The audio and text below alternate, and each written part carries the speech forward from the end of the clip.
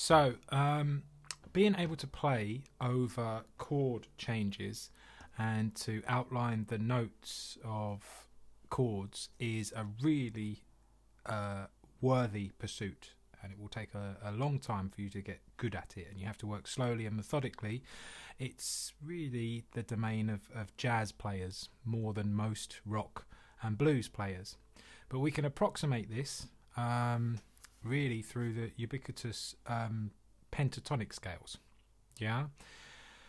Pentatonic scales are a really good way to just jump straight into improvising,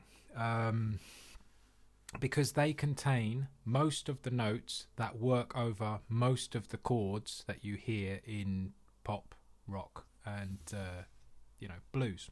Okay, we're very familiar with this shape.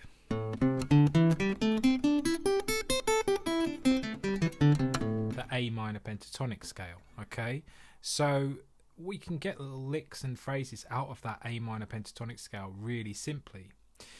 So if it's a case of me going in and improvising along with a piece of music that I haven't heard before, and I want to try and add something into the mix, what I'm most concerned with is the root note. So if I hear that A, I'm going to try and determine whether it's a major tonality or an A minor tonality. Now if we imagine that it's a clear A minor tonality, let's see how that would work out.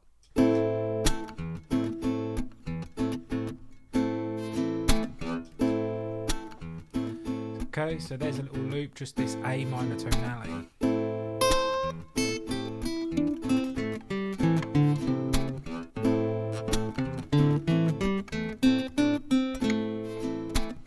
So that's fairly straightforward, right? A minor tonality, A minor pentatonic scale. However, let's imagine there were more chords. Okay, so let's throw in a slightly more complex chord sequence. Still, the first chord is A minor. Here we go.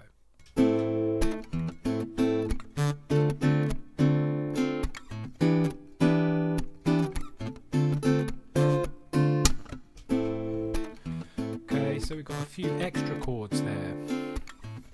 But I'm still going to stick to A minor pentatonic.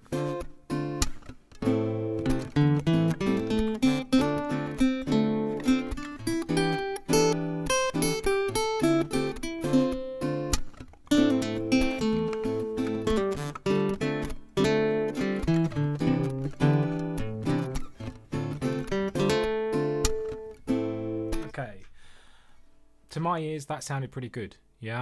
Still, although there was lots of chords happening there, I didn't really need to follow those chords to make something cohesive and musical.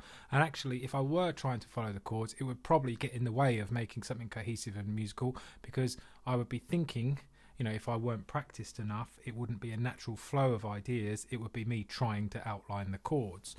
I could have thought about, for example, when it's on the A, play A minor pentatonic. When it moves up to that D minor 7, I could have either moved up to D minor pentatonic, or maybe when it went up to the E, I could try that. It becomes a little bit more complicated, but even that is still thinking in a pentatonic way. Let's see if we can do that. Here we go.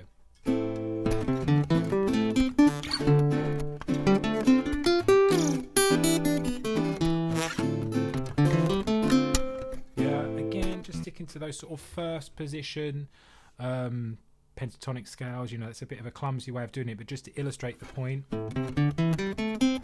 A minor pentatonic scale, D minor pentatonic scale, E minor pentatonic scale. But here's the clincher, and here's why you've got to understand it. Here's the notes of the A minor pentatonic scale: A, C, D, E, G, A. Here's the notes of the D minor pentatonic scale: D, F, G, A, C, D.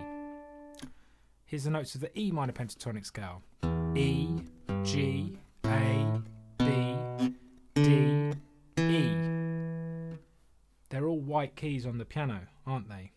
So actually, they're all pretty much modes of C major. is another way of looking at it. Yeah, so it still kind of works because you're going to be using the same notes. Okay, so let me make that a bit more succinct. The A minor pentatonic scale is a great place to start for an A minor tonality. Okay,